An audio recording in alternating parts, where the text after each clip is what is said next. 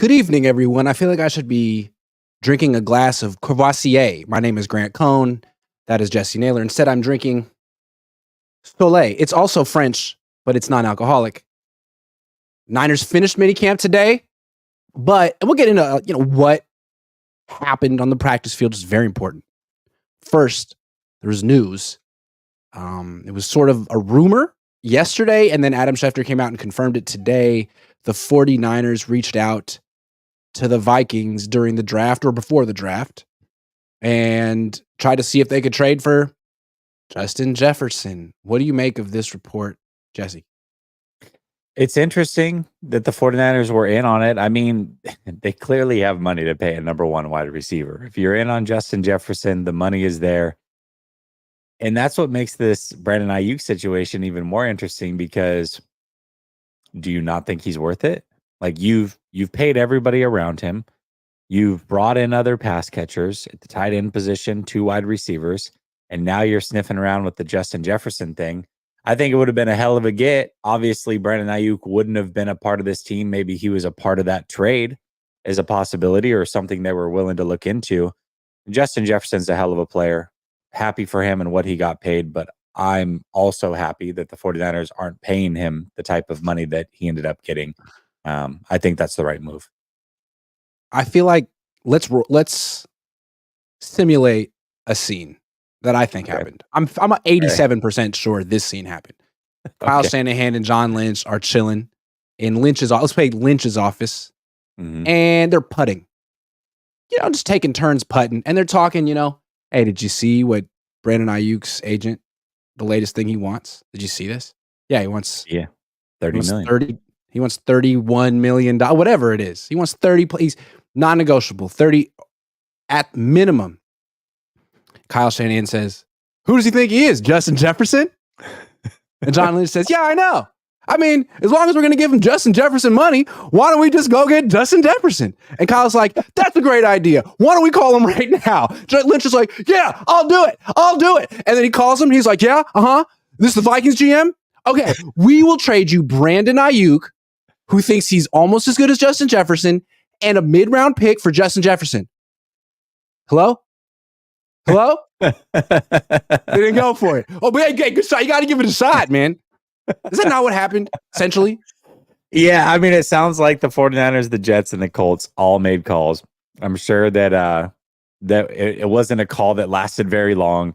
I'm sure they would have wanted multiple first-round picks, and that's it. It reminds me of the Tom Brady situation where he called on Jimmy Garoppolo, and they're like, we're not willing to trade Jimmy. He's like, well, how about Tom? They're like, yeah, that's funny. All right. Anyways, moving on. So, the 49ers are never afraid to ask. You got to give them credit for that, but I don't think there was ever any legs on this whole thing. I just think it's funny. I feel like in Brandon Ayuk's mind, there isn't that big of a difference between him and Justin Jefferson. I think that's how much he's gassed up on himself right now, which is great. Professional athletes, particularly professional football players, need to have supreme confidence. It's not like they need to be like Ayuk needs to be sitting back being like, you know what? I'm overrated. I don't know what people see in me. I'm like a good number 2 option on a run first team because I get a lot of one-on-one matchups. Like that's not his job to think that way. His job is to think, man, if I was in the Vikings and I got those targets in that position, I would put up the same numbers. But I don't think the rest of the league looks at it that way. Well, he was number 15 overall in double team rate. I was on with stats earlier. He brought that one to me. There was a chart. So I thought that was interesting. I didn't think he was double teamed that much. And if he's not on the team, who gets double teamed? Like who does that free up? So Pearsall. So Pearsall starts getting double teamed. I don't know. Great. Welcome to the league, Rook. All right. Well, speaking of Pearsall, why don't we talk about him now? Okay, he's really the biggest topic in camp because Trey Lance is gone and Sam Darnold's gone and Brock Purdy's good, frankly. So Ricky Pearsall steps in, and it's not that he's not good.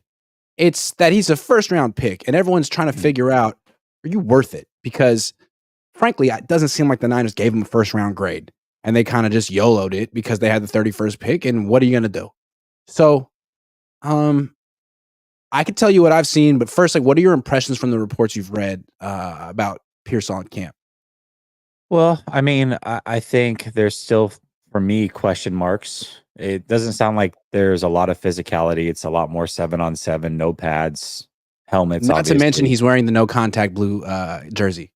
And he's wearing the no contact blue jersey. But it does sound like there were a couple reps very early on, maybe in the rookie mini camps, where he did get some of the press action and he did struggle to break free. Today, I read something from Tim Kawakami, who has been around for a long time, and he described a rep in detail where Pearsall ran out of the slot. He was one-on-one with Renardo Green. He put hands on Renardo to try to create separation. Renardo got physical right back, and Pearsall was unable to close or create a distance and separation. And Purdy was looking at him as the number one guy and was unable to get the ball to him because he just couldn't get open against it. And I think that, it's nice to hear that he runs crisp routes and all these things are clean. All these things we know about him. The biggest question is, can he beat press man? And it seems like in the few instances that it's happened, not a lot, he hasn't been able to. And so that is something that's going to be, he's going to have to continue to work on it. And usually what happens, Grant, is guys, whatever the scouting report is on players when they come out of college, usually that first year is exactly the player that they are. It's going into year 2 where they have time to develop and work on it. So I'm not saying Pearsall can't eventually break this, but in year 1, he's probably going to be a guy that struggles with press man like you did in college, because you're coming straight from college, you're training, and then you're getting right into it. You don't know what a team wants you to work on or any of that yet. So it sounds like that's still a thing. I don't know that it's going to be fixed in year 1, and I don't know that you should expect it to be fixed in year 1. I'll tell you one rep I did see. He was lined up on the left on the line of scrimmage in Ayuk's position.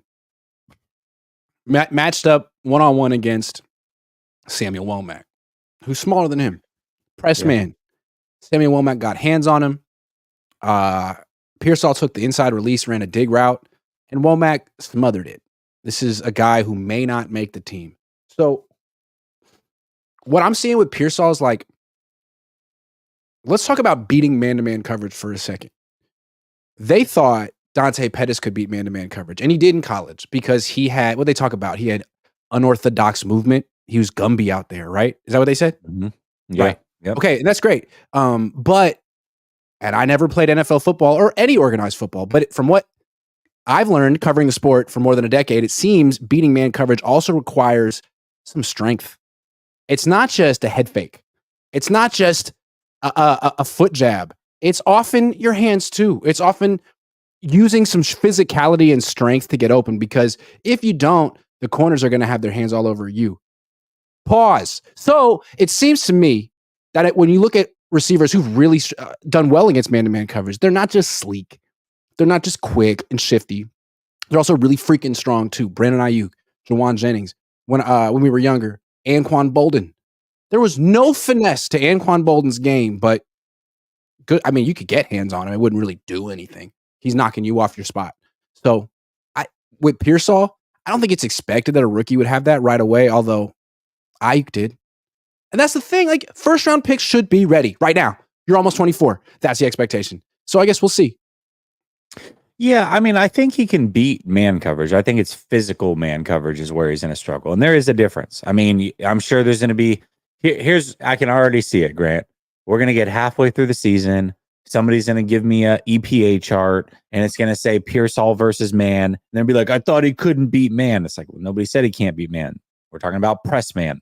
Show me something with press man. That's what we're talking about. And that's not, listen, most of his routes, you can manufacture touches. You can get him in motion. You can get him in the slot. And you can help play him zone a lot all the time. So it's not like he can't be good right away.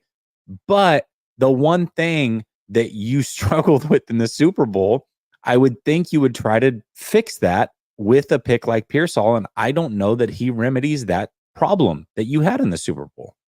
There's a lot of times you'll have a receiver. It's like, okay, well, he struggles against press man coverage, but he's so explosive. He's such a big play threat. He's so fast. He's so big.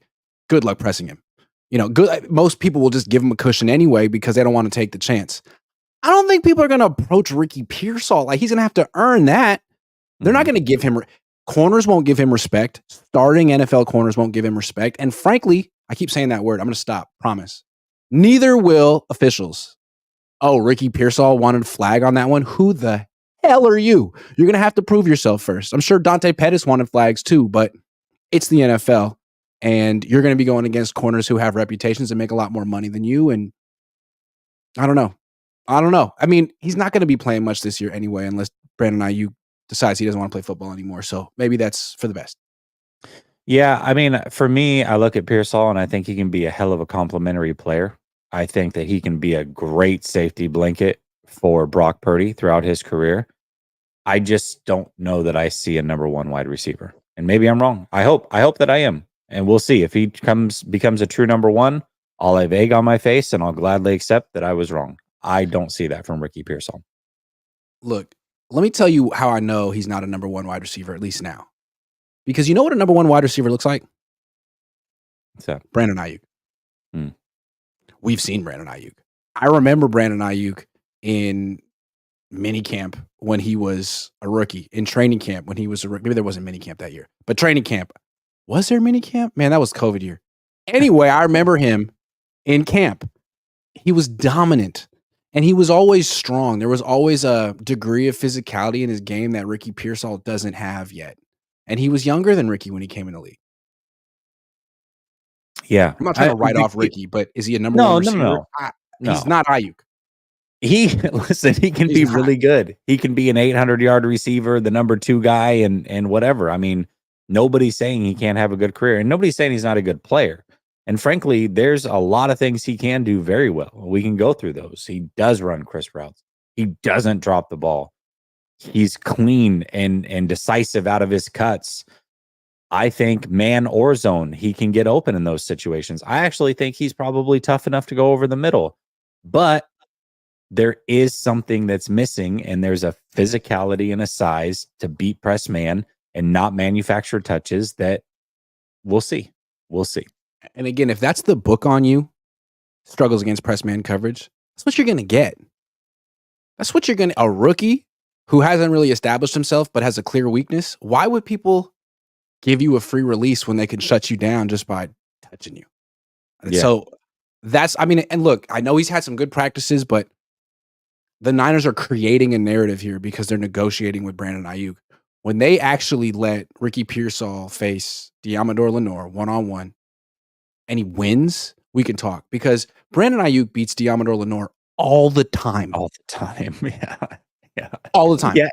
By the way, everybody beats Ambry Thomas. So if you're telling me he's beating Ambry Thomas, I'm not impressed. Everybody. Willie Snead was beating the brakes off of Ambry Thomas last year, every single rep. So that doesn't impress me.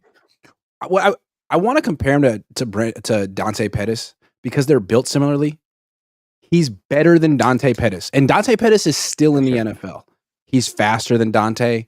He's more explosive than Dante. He's tougher than Dante. I'm sure he's a better blocker than Dante. He's probably I'm not going to say he's a better returner than Dante, but I think he's just an all-around better wide receiver than Dante Pettis, who's been in the league since 2018. So he should be solid, but he's a first-round pick. Yeah, you got to be a little bit more than solid, but we'll see. It's still so early. I haven't even seen him in camp or anything like that, and I'm certainly not going to write off a player this early, and that's not what I'm trying to do. I just think that there's clear weaknesses that I would be shocked if they were fixed in year one because he is a rookie. We'll see going forward. How is Dante Pettis still in the NFL? I don't know, man. Good for him, though, man. He's getting paid for this thing, yeah. No doubt. Matt McEwen says, we criticize them for not scouting Mahomes and not calling about Lamar. They needed to do their due diligence. They should have with Pat and Lamar. I think it's cool that they called on Justin Jefferson again. Yeah. I would too. It's like Brandon Ayuk wants 30. Let's just try to get Justin Jefferson in that case. Freak it. Yeah, why not, right? Why not? All right, gentlemen, out of both of you, who is the most chill to have a beer with? Jesse. I'm not a chill person. I was going to say, I'm very calm. Grant is exactly what you think he is. Matt McEwen says Pearsall needs confidence against press man. Match him up with Ambry. LOL. He's won Been that a lot of that Samuel multiple Womack times. recently, and Yeah. he had no catches today. What's up with Womack? Very interesting. I don't know. I don't know. Like He had a good Womack rep a against lot. Pearsall today. It's just when someone gets beat, it's often him or Ambry. Ambry didn't get beat this week though because he didn't play, so that was good. That's good. Rumor Kyle Shanahan about to sign 35-year-old Grant Cohn. That guy doesn't exist anymore. That was a funny interaction between you and him. He was actually very open to having a little bit of a joke with you. That was funny. I was When you so cut him off nervous. for the question, yeah. He was answering. He was taking way too long to answer his question. I was like, wrap it up. I got a follow up. So as soon as he took a breath, I was like, Kyle, I got a question. And he was like, whoa. How do you know I was done? I was like, I've been covering you for 8 years, buddy. No, you're done. He was done No, too. That you're was done. the funny part. You're done. Nobody cares about that question anymore. All right. Nick Sorensen talked today. He did so much better today than he did his first time around. The first time around, this is my impression of Nick Sorensen. So we're going to play really hard defense, and we're going to fly around and be so energetic and violent. And it's like, oh, buddy. Today, he loosened up. He had a personality. He was energetic, and I got it. Then Talanoa Hufanga came out, and I asked him, why do all these players seem to like Nick Sorensen so much? And he immediately says, he reminds us of D'Amico. He's got that D'Amico energy. He knows D'Amico's system, and he's got that upbeat, positive style of coaching and teaching, which maybe Nick Sorensen's like D'Amico, or maybe it just means that they really freaking hated Steve Wilkes. But it seems like for Wilkes, not only did they not buy in, but that they just didn't buy in. Like, we're not playing for you, buddy. I think they're going to play for Sorensen, and that's good. Yeah, I think so as well. I think there really is something to being the next player. You know exactly what it feels like to be a player. You know what it takes to get through a season. You know the toll that it takes on your body. You know the toll that it takes on your family. You know everything that goes into it. And so you really can be that person that other players can lean on and talk to and be like, huh, you know what this is like, coach. Like, I don't got to tell you, but this is what I'm going through. And this is, and that's what leadership's about. It's easy to sit up there and call plays and be disconnected or do whatever. But there are times where you've got to have those one-on-one situations, man to man, person to person, human to human, not player to coach. And you've got to have those interactions. And I think knowing that Sorensen has that background is very comforting for them. He has been around for a couple of years. He saw exactly what it looked like with D'Amico and what the players liked about that. You fast forward to Wilkes. He knows exactly what they don't like about Wilkes. And so he can learn from both of those scenarios. I hope that it works out really well. I also know that no matter how good he is, he's likely going to struggle in year one because there were times where the fan base wanted D'Amico fired. And there were times where they wanted Saleh fired. And that all happened in year one. I don't know that it will be any different. I don't know that they will be better than the number 3 scoring defense in the league, in which they were last year. And if he's not, it doesn't necessarily mean it's a failure, but it would be a little disappointing because you're trying to upgrade at the coaching spot. Also, it feels kind of like the players are, what are they doing? They don't want to change the scheme, and it's like they're blaming the step back they took on defense last year on maybe Steve Wilkes trying to change certain things. Well, maybe Steve Wilkes wasn't the right guy, but they have to change certain things. Like, they need to evolve, which is why Brandon Staley's here. Frank, I mean, I'm not going to say that word anymore. That's why Brandon Staley's here, because they want to evolve, they need to evolve, and they know it. And so it seems like they're a little resistant to that. They have a little nostalgia for the D'Amico Ryans era. Like, everything worked. Well, okay, but they need to, I guess they're going to test that. They went back in time to 2022 to their system. Let's see if it works. Yeah, and I think that they're supremely talented. It's interesting because you see new players coming in on defense, and you've seen it seems like a little bit of a shift on offense. You're looking at it saying, all right, is the philosophy going to change on offense? Are they going to go more 5 wide? Are they going to go more empty sets? You saw it in the Super Bowl. You heard Kyle Shanahan say that's what Brock Purdy's comfortable with. Then you look at the defense, you bring in Staley. You start to see these simulated pressures give the 49ers issues. Maybe Kyle's going to implement that.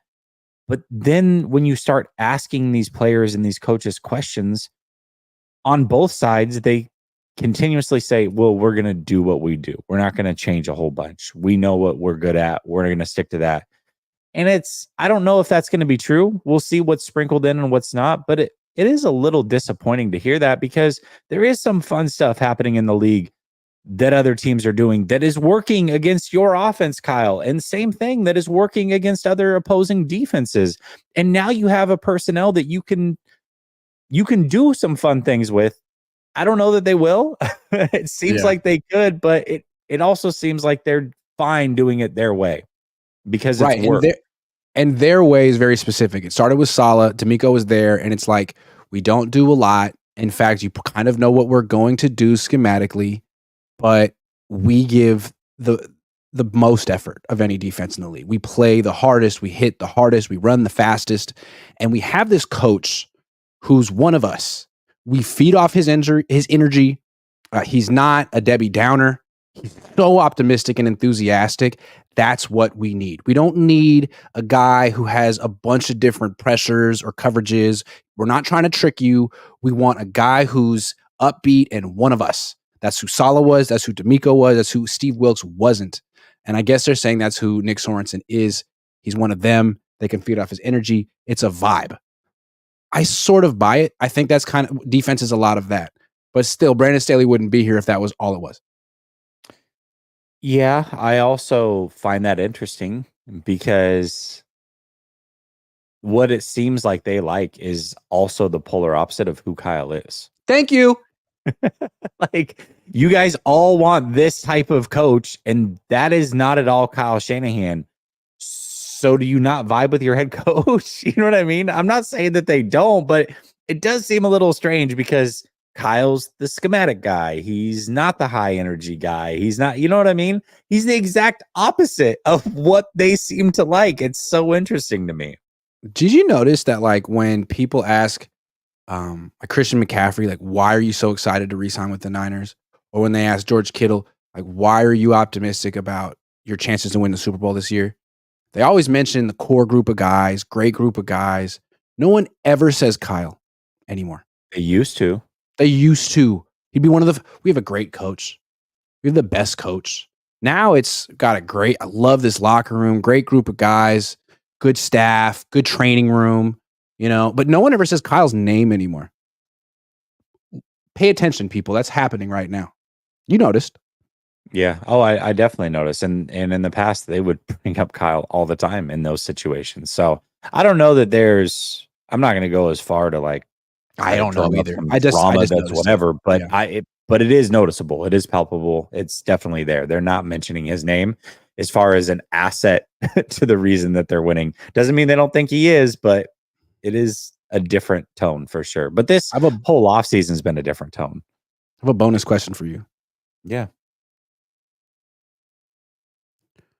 Would the 49ers be better now if after they lost to the Eagles in the NFC Championship game and Kyle got Brock hurt?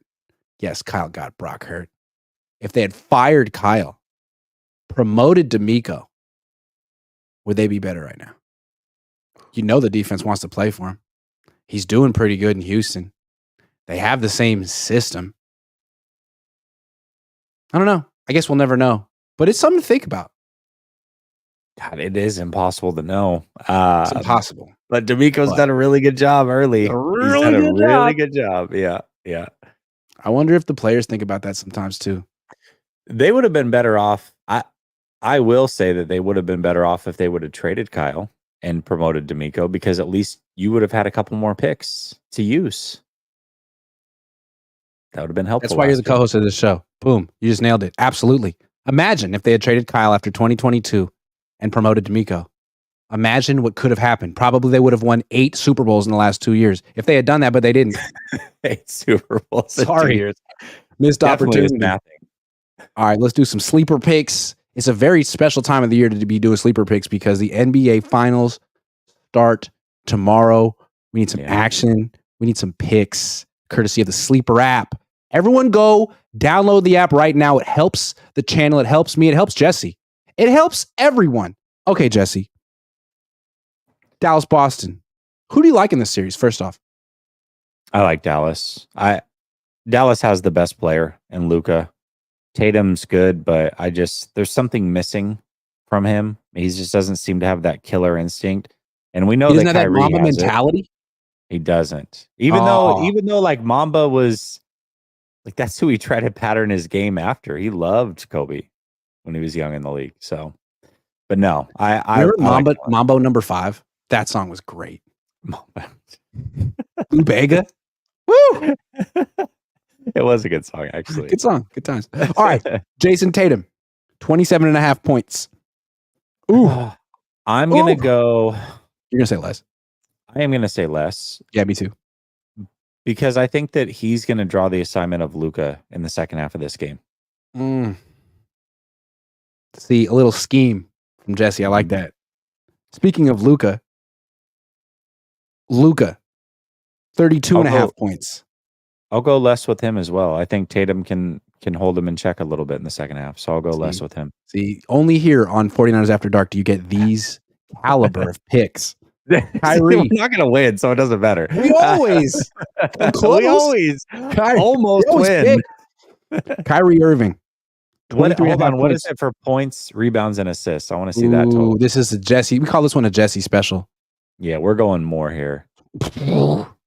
Bingo. More. Yeah. Easy pickage. You might get it in points.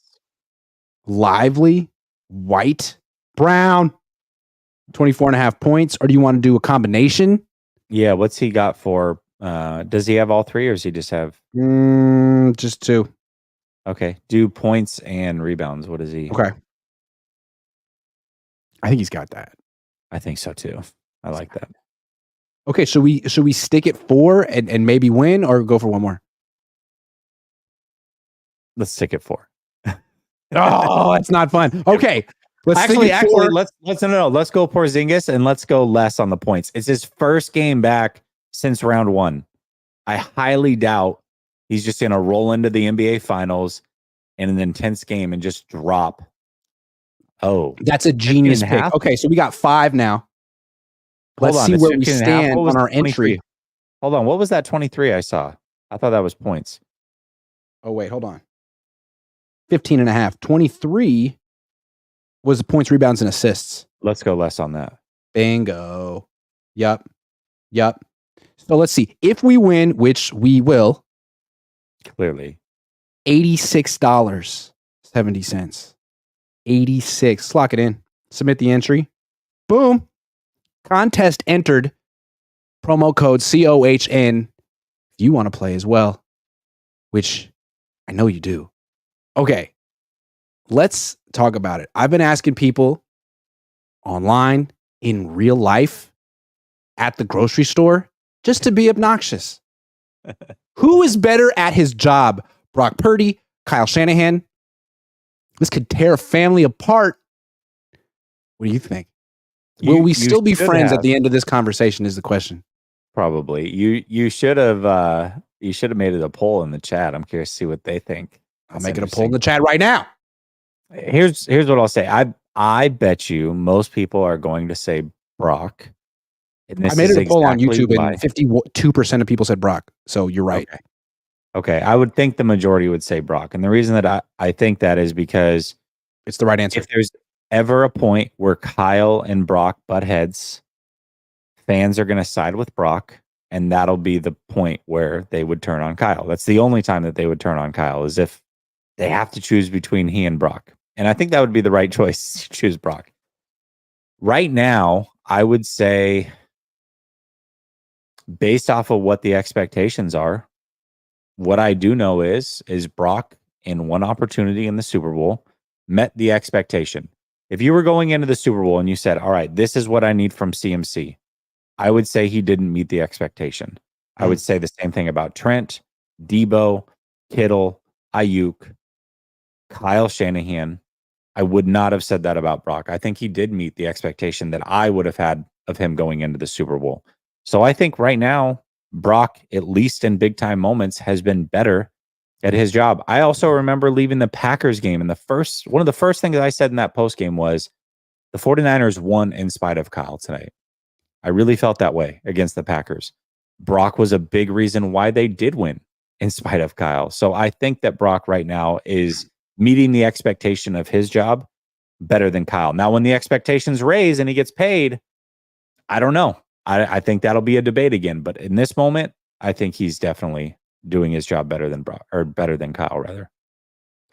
I agree. I think he does his job better than Kyle. I think this is a new position for Kyle to be in. He's always been able to say, like, look, buddy, don't get too big of a head. I'm the reason that you're considered good. But that's not the case with Brock. I think everyone realizes that there's a lot of things that he brings to the table that are purely him. His poise is purely Kyle doesn't have it. Kyle doesn't have Brock's poise. He's 24 years old. The mobility helps the Niners offense so much. He has such a good feel for when to leave the pocket, and he's good at escaping pressure. That's not Kyle. And the big one is that, and you mentioned it, at least not yet, Brock is not a choker. He's not a choker. In fact, he won a fairly large bowl game at Iowa State. I mean, you know, I would say he's the opposite. Yeah, he beat the Oregon Ducks. Yes. He beat the Oregon Ducks. So he's won a big bowl game. He's not a freaking choker. And until proven otherwise, Kyle is a 3-time choker. 3 times. So is Brock perfect? No. Taking him. I trust him more than I trust Kyle. Because Brock's going to be the same guy every single day. Who the hell is Kyle when the pressure's on the line? I don't know. Well, Smile. We did see a very pressure situation. This was kind of my issue with Chris Sims and his ranking. I think Sims is extremely smart. I love that he walks you through why he picks the order that he picks. I have no issue with that. But he did a really good job of talking about Brock's struggles and talking about the Packer game in particular, and then somehow glossed over the fact that when they needed it most, he came through. He did exactly what he was supposed to do. Love didn't. Right. And Kyle Shanahan doesn't either. Kyle Shanahan has not done it either. And so just because of that, I would say that Brock Purdy has met expectations and he's doing his job at a high level. So yeah, definitely it's Brock right now. I feel like it's been hard for me to get my mind around it because I cover Jimmy, and the default thought process is, well, Kyle's propping up this quarterback. He's mid. Kyle's great. Without Kyle, he'd be nothing. But I think with Brock, it's almost opposite. Like, if Brock were never born, would Kyle still be the head coach of this team? I don't know. I'm not sure. He might be. Like, maybe if he had pulled off a trade for Aaron Rodgers or Kirk Cousins, but his tenure was on life support and Brock Purdy emerged like freaking King Arthur. So I gotta say that right now, Brock is not a coach. He's a coach saver. Captain Save a Coach is what they should call him. I like that. Do you think, and I don't know if we discussed this last week, all my shows blur together sometimes, but the Chris Sims, the ranking of Brock Purdy at 17, there was a little blurb in there when he was talking about Brock, and he said, when I talked to Kyle, and everybody kind of glossed over that. Do you think that a lot of what he said about Brock is coming directly from Kyle, and he's just kind of throwing it out there? Probably, but also like they know each other so well. I think he probably knows how Kyle thinks, or thinks he knows how Kyle thinks. Maybe because he does know how Kyle thinks. So there's that. But yeah, I'm sure they talk at least once a year, and they talk about football off the record. I would think so. Yeah, I don't know. I thought that whole thing was interesting. Like I said, that annoys me because again, Kyle, he always wants to have someone he can point the finger at. Always wants to put himself above the quarterback, and I don't like that. I mean, he did it to Brock his rookie year. He did it to he already did it. He's better at his job than you. Embrace him, and don't start whispering to your friends that like, he's kind of like. Sims' argument was, well, if Brock was really a top 10 quarterback, they would have won the Super Bowl. And it's like, I like your logic, but I think you're applying it to the wrong person. You should be applying it to Kyle. If Kyle's really a top 5 head coach, top 10 head coach, he would have won the Super Bowl. Travarius Ward said yesterday the Niners were the more talented team. You know why? Because they were. You know how you lose when you have the more talented team? You get outcoached. Simple as that. Andy Reid is way better than Kyle. Way better. And I know it's easy to say Patrick Mahomes is way better than Purdy, but like, not in that one game. Purdy held his own. Was he as good as Mahomes? No, of course not. But he was pretty good considering the fact that his run game wasn't working. His pass protection wasn't working. His number one receiver couldn't get open. Thought he held his own. Do you think the gap between Andy Reid and Kyle is bigger than the gap between Mahomes and Purdy? I do. What do you think? I don't know that it is. I think Mahomes is so special, man. I mean, Might be the best gap between ever. him and Allen is pretty significant at this point. You know what I mean? So it's like, I don't know. Purdy's good, but Mahomes is just something special. I would say the gap between him and Mahomes is bigger than what it is between Kyle and Andy Reid at this point. And this is interesting too, because like the perception with Andy Reid is he's great, but he's got a great quarterback, and his quarterback is better than him. Like everyone agrees, Mahomes is better at his job than Reid is at his. And Reid doesn't fight it. He's like, I want the best quarterback. Yeah, it's all Patrick. That's kind of his whole demeanor. Hey, aw shucks, I'm not a big ego guy. It's all the players. Kyle hasn't reached that point yet. Like he's very much like, Brock's the real deal. He's a hell of a quarterback. But I'm the star. But I like Brock. He's really good. But I'm the freaking star of this team, in case you didn't know. And that's too, he needs to outgrow that. It's not good for Brock. You don't have Mahomes. You could have had Mahomes. You didn't want Mahomes, but you got Brock. So you can't do that stuff anymore. I think Brock transcends things mentally though, too. And I just don't know that it bothers Brock. I don't know that there's a lot that rattles Brock. I really don't. I mean, listen, you can talk about the Ravens game or you know, when it gets rainy or whatever.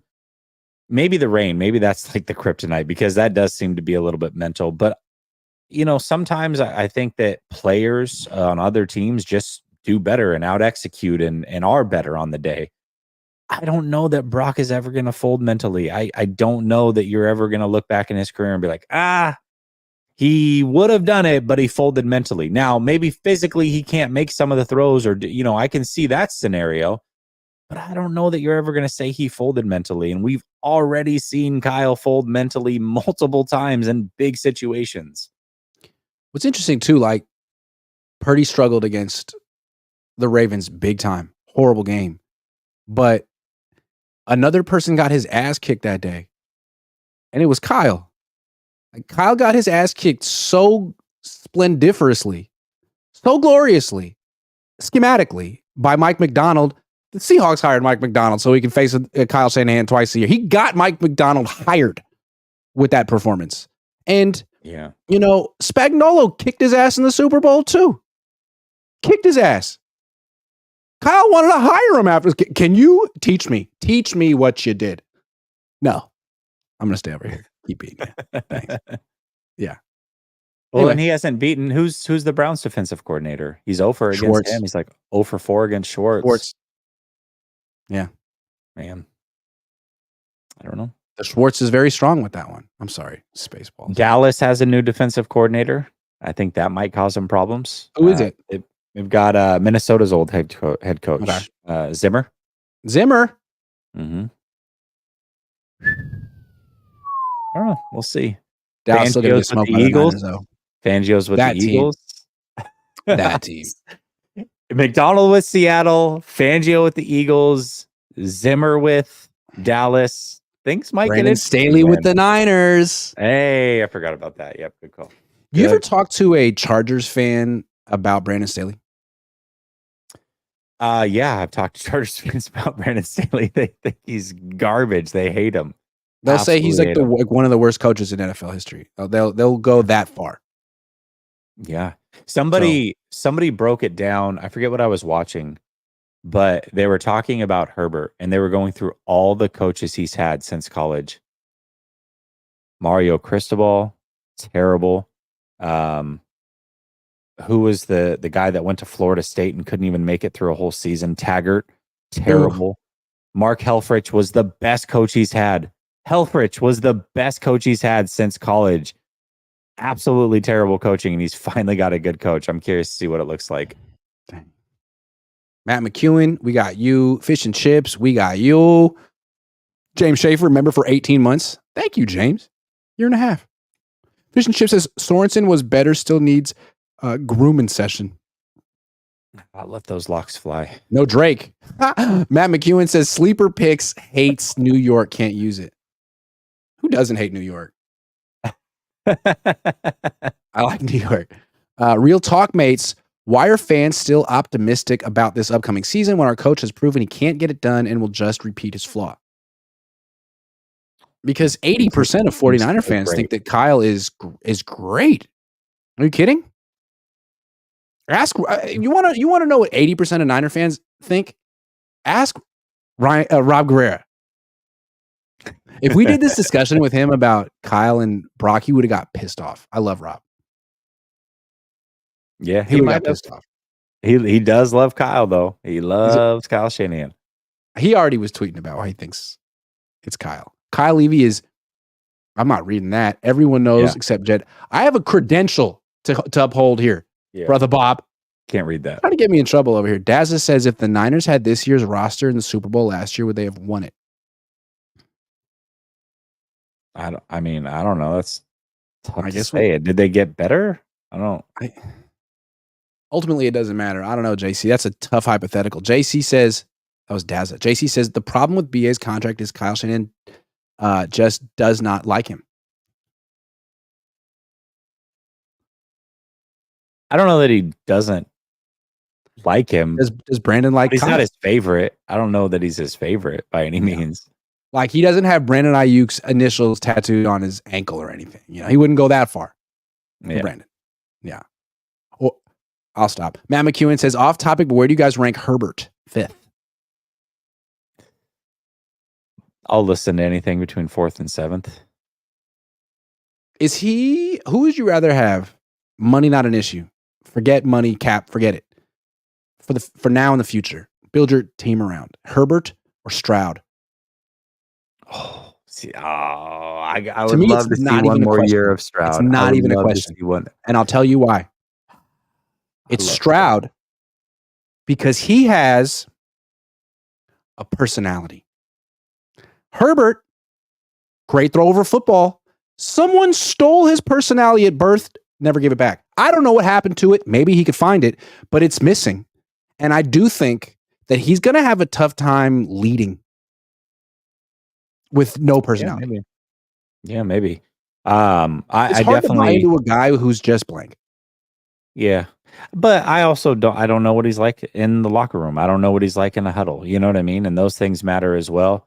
But yeah, he's certainly not. I was in the huddle with him one time. Snuck in. But, were you? Yeah, it wasn't good. Okay. I just put on a jersey. I was in there. Listen, I love CJ. I thought I was Austin Eckler. Swear to God. I ran faster though, and then they knew. I know. Seriously. Yeah. But no, I loved them both. I mean, I thought Herbert was the best quarterback in that class. I thought Stroud was the best quarterback in his class. I got to see it for one more year from Stroud before I'm like, I would be willing to have that conversation. But Stroud's, dude, he might be number 2 or 3 here in the next few years. The way he might ascend. So I've been asking this question to people at the Niners all week. Who do you think is going to be in the AFC Championship game this year? Texans and Chiefs. That's kind of how I feel. Yeah. That Texans team is not up and coming. Like, they're one of the older rosters in the league. They're loaded. What do they not have? Well, and I'll tell you one thing they don't have that's going to be important to uproot the Chiefs. They don't have scars of losing to Patrick Mahomes in Kansas City the way that Buffalo does or some of these other teams. So it's like, shucks, we're just here. And then all of a sudden, boom, they're just in the Super Bowl and winning. So Matt McEwen says Andy didn't win one until he got the best quarterback. He also didn't lose 3 when he was winning.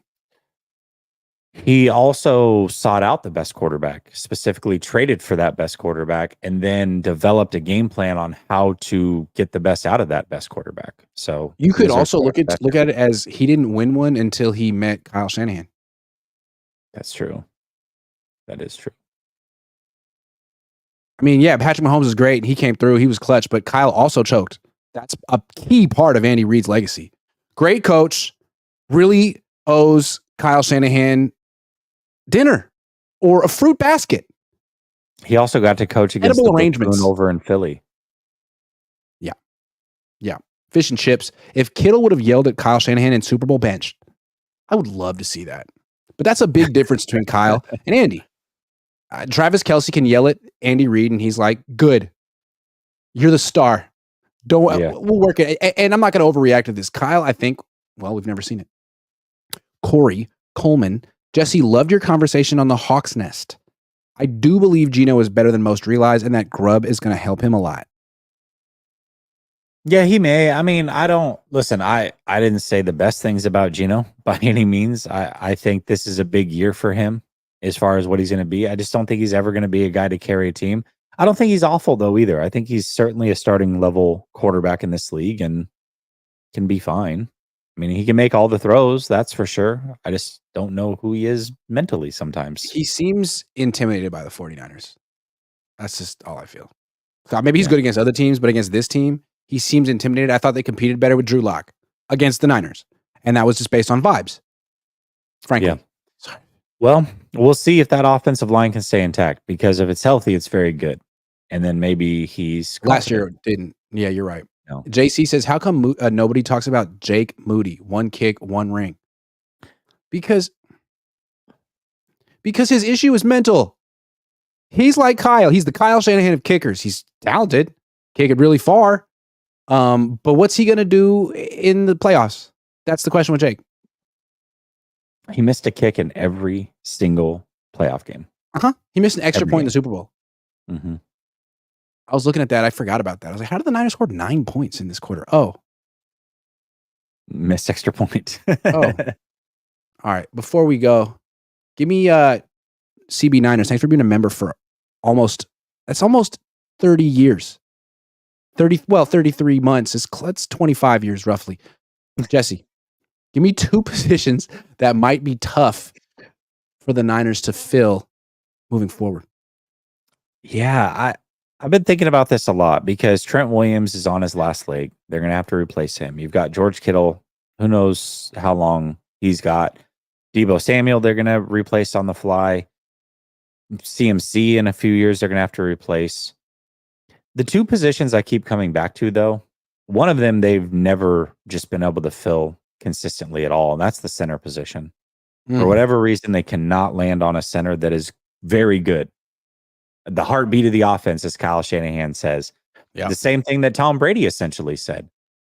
So how are they going to all of a sudden find a really good center that can be here for a long time? And then number 2 for me, tight end. They hit the lottery with George Kittle, but ever since then, man, they can't even find a second guy that can last for more than a season or 2. They just keep piecing it together behind him. They keep drafting it. It fails. Now they've got an undrafted guy. They brought in a veteran. We'll see how that works behind him. It sounds like they wanted a tight end in round 2, but Washington took their guy, and so they pivoted. I don't know. It seems like tight end is just that position that keeps evading them outside of Kittle. And that's a big get. Don't get me wrong. Getting Kittle was awesome, but they haven't been able to get the number 2 tight end. Why do I feel confident that all of a sudden they're going to find a replacement for Kittle in 2 years? I don't know. So those are the 2 positions for me that I'm going to look out for. Center, tight end. Yeah. I mean, they've been hopeless at tight end. They lucked into Kittle. Let's be frank. I didn't say frankly. I said, let's be frank. That's different. They lucked into Kittle like they lucked into Brock. And Are you like getting called out for this frankly thing, or is this just something you've noticed? No, Stephen A. Smith used to say it. He had a show called Quite Frankly. And I was like, really? Like, you have to say that all the time? Like, we know that's your whole shtick. So I'm going to stop. I'm trying to not say an unnecessary adverb. But yeah, like, in another position, quarterback, God forbid anything ever happens to Brock Purdy in the next 15 years. The Niners are screwed. They have no idea what to look for. Not just Kyle. It's the whole organization, top down. No clue. Absolutely not, man. Aaron Rodgers, not their style. Patrick Mahomes, not their whatever. Speed. Alex Smith, Trey Lance, when they really go for it, they just, no. Those two positions for sure. Tight end and quarterback. Good thing Kittle's 23. He'll be around. Yeah. But really good thing Brock is. And hopefully he can stay healthy. That's the other thing.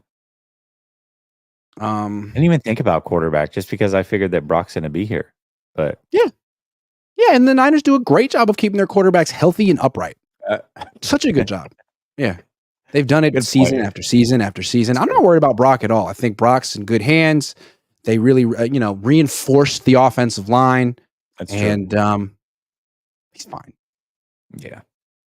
I forgot about Kyle Shanahan has like weird ulterior motives or like a history of kind of hanging his quarterbacks out to dry or not protecting them, or like, he wouldn't do that. Like, sure, he ran Trey Lance up the middle over and over and over and over again, but that was just good coaching. That was just good scheme. And so if he starts calling, like 7-step drops from under center for Brock Purdy, real long developing plays behind a shaky offensive line, that's just a good decision. And that's on Brock to get the ball out quicker. Like, when he got hurt in Philly, it's a great example. That wasn't Kyle's fault. A lot of people thought it was. It was all 100% Brock's. It's true. He should have stepped up. He should have played football better. That's the coaching point. Do better. Have you tried harder? Have you tried playing better? Because what would Tom Brady do in that situation? He would do better. So that's what I would tell you, Brock. Yeah, try harder, do better. Yeah. Either of those things would have been great in that situation, but you didn't. So now you're hurt. Matt McEwen didn't Veach draft Mahomes? Reed had a story about it. I'm also not defending Kyle. Reed has 2 Super Bowls because of Kyle.